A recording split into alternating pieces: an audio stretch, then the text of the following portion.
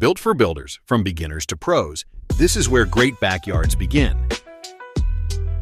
Welcome to the Ultimate Deck Podcast, your source for backyard building tips, product breakdowns, and pro advice from the front lines of the industry.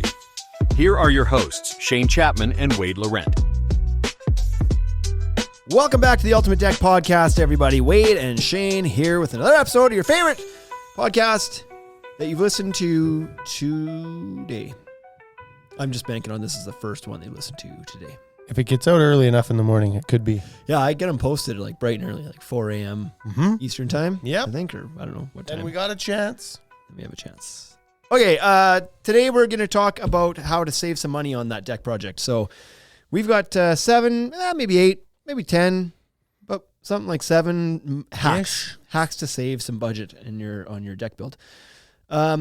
Relevant topic, I think, because everybody's feeling the pinch a little bit this year. So, like, I saw somebody post a picture the other day of what it cost to buy ground beef at a grocery store. It was like, I want to say it was like $9 a pound. It was on sale for $9 a pound. We used to, part of my wife and I's Costco trips used to always be to grab a pack of top sirloin steaks. Every time we went, we'd just grab a pack of steaks and we'd barbecue steaks like every couple of weeks, whatever.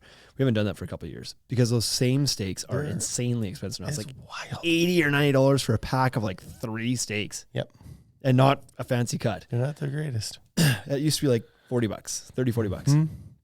So I was mowing on that when you came in. It was like we bought steaks the other day for the first time in a long time. It was a different cut though. A little bit cheaper and they were on sale. And I was like, here's our chance. Inside round. Yeah.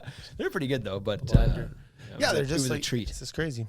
And it's not going to the farmers because I talked to my friend Darren. he's not getting rich. It's not there, right? It's not That's there. not where it's starting. No. So tip number 1, don't buy steak. Yeah. But that's how you get people to help you build a deck. That is true. Yeah. Okay. Number 1, relates to the fascia board. So when you're doing a composite deck, or a composite deck, pretty common to wrap the outer band of the wood framing with your fascia board to hide that and match it to the rest of the deck. Everything looks great. You could call it rim joist as well if you didn't want to call it the outer band. The outer joist. band. Yeah, outer band. you could call it that too. The rim joist. So people usually put fascia on there. However, there's a little known trick in the industry. If you're shopping for, let's say, a budget to mid-priced composite deck board. Yep. So let's say something that's like, call it $3 to maybe $5 a linear foot. And I think that can work either side of the border. The fascia boards are often about the same price, no matter if you're the budget or you're the high end. Because often the budget boards are scalloped or they got material removed in some capacity to reduce the cost. Yep. But the fascia boards, there's no opportunity to do that. They're already thin. Correct. So they're just heavy, thick composite slabs. Yep. Just like the expensive ones are. Mm-hmm. So they're often nearly the same price. And so what you find is those fascia boards sometimes might run you like $12, $15 a linear foot. Yep. Even for the budget one, even though the board itself is only $3.50 a linear foot. Yes. So if you do the math and you need one fascia board to cover your 2x10 joist, let's say. Yep. And it's, call it $12, $14 linear foot, but your deck boards are $3.50. Yep. 2 of those guys, $7, half the price of the fascia board. The other thing that I really like about a deck board on as fascia is that you can use the plugs to fasten them in because they're a full thickness board. And with fascia material, you can't do that. Yep. It's also more stable because it's thicker. Yeah. It's easier to work with. Less likely to oil can a wave down the road. And it comes in 3 widths typically, 12, 16, or 20 foot widths. Right. So if your deck is 20 feet long, use 20 foot deck boards, not 12 foot fascia with a seam somewhere you got to deal with. And 4 feet of waist. Right. So there's a lot of reasons it makes sense, but one of them can absolutely be save money. Double deck boards. I'll do a part B to this. If you have extra board kicking around, like if your deck is 14 feet or 15 feet wide and you bought 16-foot boards, you have a whole bunch of cutoffs. Yeah. Use those vertically in place of the fascia too. You'll Save cover off hundreds. at least one side of your deck, right? And then on the other side, you can. Might have to buy a few extra boards, Yeah, but still cheaper. Yep. Anyways, that's the best one. We use the best one first. Number 2, keep your stairs narrow. Yeah, and I don't know that I super agree with narrow, but divisible by 20 is what I always tell people, right? And it doesn't matter if they're 5 feet wide or 4 feet wide. Yep. But when you do them 6, that's bad because your solid edge material is 20 feet long. Yeah, you're coming at this from a waste perspective. Yes, I was absolutely. coming at this from they're the most expensive part to build. Yep. If you're hiring somebody to build them, and they always take up a uncalculated amount of material. People don't account for how much material goes into building a set of stairs. So I think what you're maybe referring to is I'd like a long step all the way across the whole front of my deck. I want a 12-foot wide 2-step onto the lawn. It's like, don't do that. Yeah. That's really expensive. Yes. That's like you have double the square footage for your decking at that point. Yeah. And so yeah, I agree with that. With the idea of keep them narrower, it's like my idea of a wide staircase is 6 feet wide. Yeah. It's like, well, you're wasteful, but that's okay. Yeah. It's like, it'll look good. But I don't think I would build a set of stairs wider than that. But people often do want to, right? Or they want to put them on that clip corner, that 45-degree clip corner, and cascade them around the edge of the deck. And then you start up at the top with this narrow opening and it fans out to being this massive staircase. Yeah, the $7,100 staircase. Yeah. So keep the stairs simple and narrow. Like, don't go any narrower than 4 feet. We always say 4 feet's your minimum. You got to have 36 inches of clear space. 4 feet gets you there no matter which railing you're using almost all the time. Yeah. So that's kind of a bare minimum. But going much wider than that, like I agree, 5-6 feet can be nice. Yeah. But you start going wider than that, and it's not functionally wide. Now, if it's a commercial application and there's traffic flow, sure. Yeah. But if it's just to your backyard and it's your family going up and down, any wider is just burning cash. And Yeah. if you have the budget to do it and you just love the look of it, fine. But if this whole episode's about being on a budget. Yeah, and if you're looking for a ways, if your deck is just a couple $1,000s more than you want it to be, and you've put in a big set of stairs, then do these stairs. Yeah. And then you're fixed. Right. I always try for stairs that are 4 feet wide, approximately, and I almost always try to run them down the side of the house if they're indifferent where the stairs go, because then you can cut your railing down, right? Save the railing on the one side. It's just and it's not a lot, but But you know what? It's $1,000. Yeah, it is a lot. One of our vendors, you forwarded this email to me today, and I printed it off and had a look at it. And one of our vendors had made these little not cheat sheets, but like price sheets. Oh yeah, of their different railing styles. The and linear MSRP foot price. ones. Yeah, yeah, buddy. So they showed like the linear foot cost of like an MSRP of like standard rail versus glass rail versus frameless glass versus cable, and then horizontal versus stairs.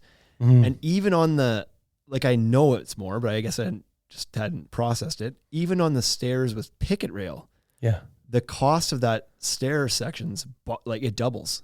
So where you're $60 a linear foot on the horizontal surface, or 57, I think it was, on the stairs that jumped to like 120 or something like that for the stair system. So you're like, yeah, it's not much. He's like, yeah, but 8 times 120 on the budget rail you chose on the standard picket rail. Yep. So yeah, if you save one side of the rail, that's a good chunk. I like change. That. I just like that look better. Yeah. So there was a bonus one in there. Number 3 we add as composite versus softwood. So everybody's after composite these days, and in my opinion, for good reason. Composite there's lots to love about it. But if the budget ain't there, don't think that you just don't get a deck. There's still great options in using treated lumber if you're on a super budget, or even cedar. Now, you have to be okay with the idea that you have to maintain it for it to look nice. And if the budget's there, I think the upgrade to composite is a good one. But you don't have to do it just because everybody else is doing it. And we also have some products, and there are products in the world that make maintaining that softwood lumber not that hard anymore. Yeah, totally. It is unlikely that you will hear me tell someone that they should do a wood handrail. Yeah. Yes. Right?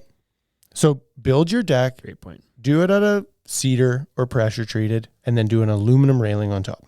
Yeah. And then when you go to maintain your deck later, it's a 2-hour project. Yeah. It's like, stain it and move on. Yeah. If you have to do railing and posts and pickets and then now this is what everybody hates. Yeah. You're 100% right. We're spending a little bit of money. If you can upgrade one thing, upgrade that railing so you don't have to maintain that part. I feel like that should be a non-negotiable, right? Yeah. So, and the idea of doing wood is not a terrible idea. Typically people come in and some of the strikes that they have against composite wood handles, it's like, well, it's hot. Wood's not. It's not as hot, right? Yeah. Well, it's slippery. Well, wood's not that slippery compared to some of the composites. So it's all the things you're describing is like you want wood. Yeah. Be open to that. It's not terrible. But if you take it and you stain it a black, well, it's going to be hot. Yeah. Well, and you don't have to do the maintenance yourself either. With what you're saving on the cost of the deck up front, maybe you put that towards paying somebody to come out and maintain it every 3-4 years. Sure. Hire a painter to come out and actually do the staining if you want. That way you don't have to worry about it. And then every 3-4 years, your deck looks brand new again. That's right. So anyway, yeah, I don't hate. it's an option. I don't hate doing wood. That's not the. Oh man, I don't know when this was. 8 years ago, 7 years ago, there was a customer that came in and was not going to do the composite, our entry level composite that we had. And I was like, well, you should do cedar. And then he was like, nope, I'm going to one of the box stores and I'm getting this 99-cent a lineal foot or $1.99 a lineal foot. And I was like, I'm telling you, I understand that you're now not buying composite from me, and that's okay. I don't care. But I really, really, really don't want you to go put that other product on your deck. I don't want you to go buy the $1.99 composite because it's going to be worse than wood. Yeah. And so you think that you're saving by doing that composite. You're like, well, whatever, I saved some money and I still got composite, but it's like, but it doesn't last as long as the cedar would have. So you should have just done cedar and taken care of it, right? Yeah. Nothing is more expensive than doing your decking twice. Yeah. Which that guy was about to do. Yeah. 100%. Don't choose cedar or softwood treated over poor, cheap composite for sure. Yes. So, number 4, skip the skirting and just clean up your undercarriage. So you mean like cut the bushes? Right. Yeah. Often people want to skirt the entire deck underneath to kind of hide what's underneath it. And if it's in the budget, I think you should. It looks great. Plus, then you can use it for storage and kind of hide things under there or whatever. But you don't necessarily have to do the whole thing to make it look clean and finished.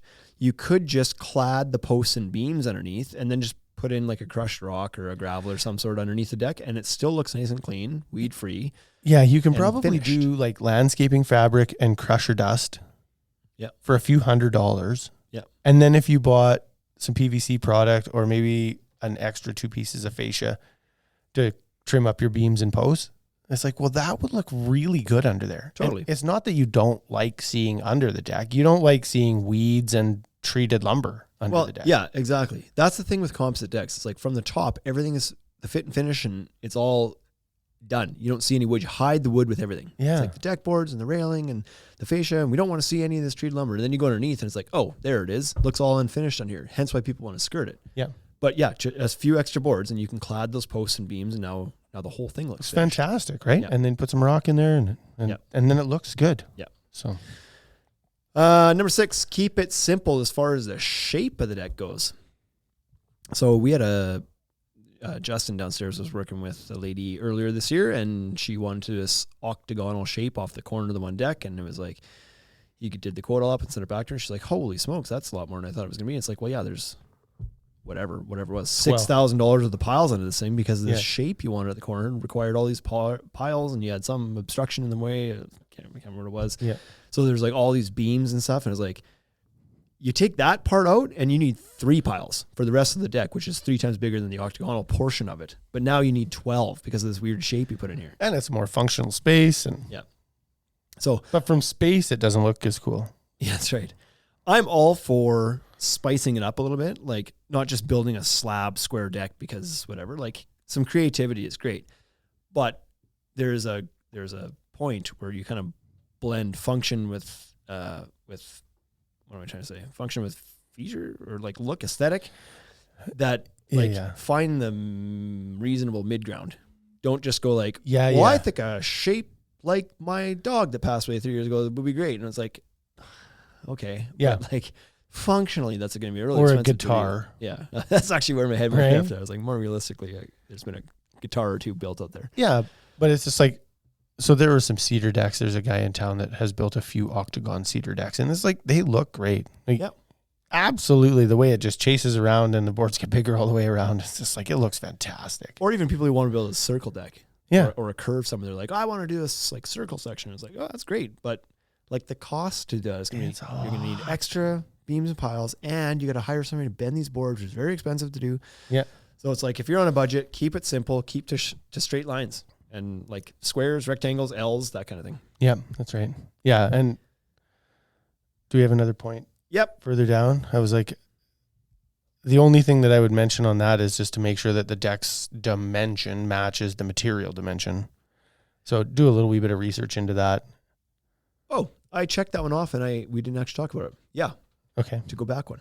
I don't even know what number I thought we anymore. were going to talk about that, but We might have went 4 to 6. we'll double it. Like we can double it down on this one. But it's just like if you have a 14-foot ledger, then either make the ledger 16 feet and use that material or shorten it up to 12. Right? Yeah, be efficient with the available widths. That's more if we're talking composite decking because it's available in 12, 16, 20s. But even with pretty much 98% of the time. Even with pressure treated lumber, you don't want to build a deck 11 feet wide. It comes in like 10, 12, 14, 16. It's like just know that you're going to have to cut some off, right? I don't like when people come in and they're like, well, I had to cut 2 inches off. I'm going to use the whole board right to the very end. It's like, no, you're not. It's like cut it, clean it up a little bit. If you want to take a half inch off, that's okay, but don't. Yeah. Yeah, and you should trim the ends off. People often think like, oh, it's a factory cut, it'll be square. It's like that thing gets cut on a moving conveyor belt. Yeah. The board's moving and the saw comes straight across. It's not always clean cut. And it's a gooey board. When it gets cut, it's not rigid when it gets cut. It's been banged around and shipping. Like it's the ends of the boards. Anyway. Cut it up. So 5 was to plan your cuts to minimize waste. Plan the design to minimize waste, I guess, more than anything. Yeah, I think that's what I would do. Number 7. I was hesitant to put this one in here, but I found a way to make it work and not piss somebody off. But your foundation options. So if you're attaching to your house, most areas are going to require you to put piles in the ground. There's some areas that don't. Ours being one of them. We live in that area. Yeah. Ours in the cities, you don't have to use piles in the ground if the deck is under 6 feet to the ground at any point, or as long as it's not over 6 feet at any point in the deck. You can use adjustable footings, and as long as it doesn't have a roof on it, roof structure, like a wind load component or snow load component to it. Outside of the cities, in some of the smaller towns around, it's 2 feet now. But regardless, in most of Saskatchewan, you have some number where you're allowed to use just adjustable footings on grade, whether you're attached to the house or not. A lot of other markets only let you use those type of things if you're not attaching to the house. So number 7 is if you're not attaching to the house. So it's a floating deck out in the yard. Or you're building it floating and it's just not attached to your house, you could save some money on the foundation portion of this as well. I've never really had an issue with deck on like slab and an adjuster. That's never bothered me. And I think it's probably because I spent some time as a trim carpenter inside. And so I understand the premise of not wanting your house to move. It makes perfect sense to me because when your house moves, your doors don't open and close properly anymore. Yeah. You have a 1/8 inch variance or forgiveness inside your house. That's as much as your house can move. And then all of a sudden stuff stops working properly. Doors are like creeping open and, like it just doesn't work properly. Yeah. But on your deck, there isn't that reference point, right? And so people get this, they get it in their head that it's like, well, my deck can't move. And it's like, well, it can move. That's okay. It's still going to work fine. Where you'll notice it is in your stairs. And so your stairs are going to start to pitch slightly. But if you have it on an adjustable footing, then adjust the footing. Yeah. And it works. And maybe you got to do it twice a year.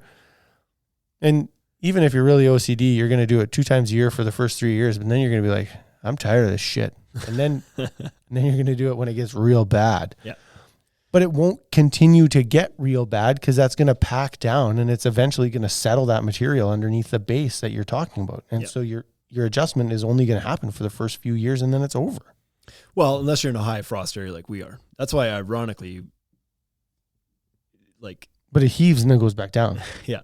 And I think that's where the issue is, right? It's that it hinges on the house. It adds stress to the hanger fasteners or whatever's connecting it to the house when the house isn't moving, but it is. It's like, well, there's this minor little hinging that's happening over and over and over again.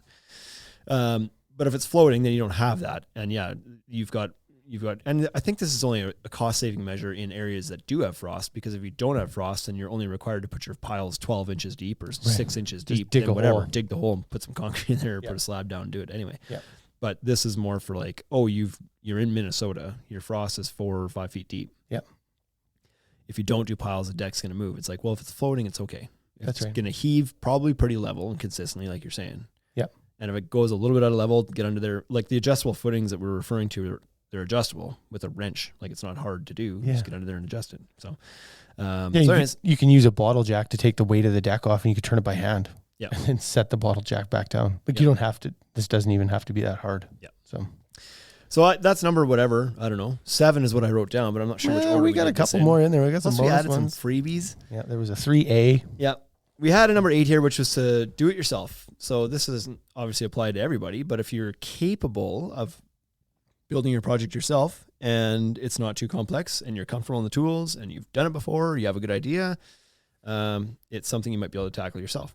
Do your research. Yeah, there's certainly some YouTube videos out there, right? Like everybody's able to watch a video now. Yeah. We put one out. A million other guys have put videos out, and it just walks you through the process. Yeah. You don't have to follow it perfectly. Everybody's just trying to teach you the principles. And it's like, well, we attach at about this often and the joists go kind of like this. And Yeah. Yeah. So Yeah, it is. Don't forget that it is a structural thing you're building, that there is a major safety component to it. So you don't want to do it if you don't know what you're doing. yeah. But if you understand what you need to do and you feel comfortable like following instructions and understanding the whys and the hows and whatever else, then it's fine to do. Yep. I know there's going to be a lot of guys that are listening to us that are cringing right now because they're high-end deck builders and they would never suggest somebody should do it themselves who doesn't know what they're doing, but But that's a different job. totally. So not every deck needs to be a masterpiece. Not every deck needs to have the fit and finish that's perfection like these guys expect of themselves. Sometimes a deck's a deck at the cottage, and as long as it's built safely, it's okay that this board's an 1/8 inch shorter than the next board. Or you get into those row houses, right? And you're doing 10 by 10s on the back, and the whole backyard is 400 square feet. And so Yeah. you do a 100 square foot deck. It's like, well, like it doesn't need to be a masterpiece. Yeah. It needs to stay up. That's it. Now, if you are doing that, I think a good check and balance for yourself is to apply for the permit because there will be some sort of somebody referencing something, and you're like, don't just Sure. wing it and be like, well, I don't know. Because you hear this semi-frequently, and some of the guys like, well, I'm going to do this 12 by 12 deck, so I need 18 2x6s, and we're like, you're going to no. Like, don't just wing it like that. Like, Yeah. use some of the source material that's available to you to make sure that you're at least using the right size materials and whatnot. Yeah, that's right. So, and by doing a building permit, it'll force you to do that. You'll have Yeah. to reference the span charts that are provided to you to let you know what's Yeah. safe to use. And then it goes through a process of somebody checking and making sure that how you're going to build it is okay. Yeah. And that way you can have confidence that you're going to build it properly. So, Yeah, absolutely. that should be it. That is 7 to 9 That's some money-saving Some hacks saving hacks. to There. build your deck. Like, I don't know if somebody didn't listen to this and they just went and did all willy-nilly like you always do and didn't do any of these. Yep. Thousands of dollars they wasted, and we just helped you save that. So until next week, take it easy.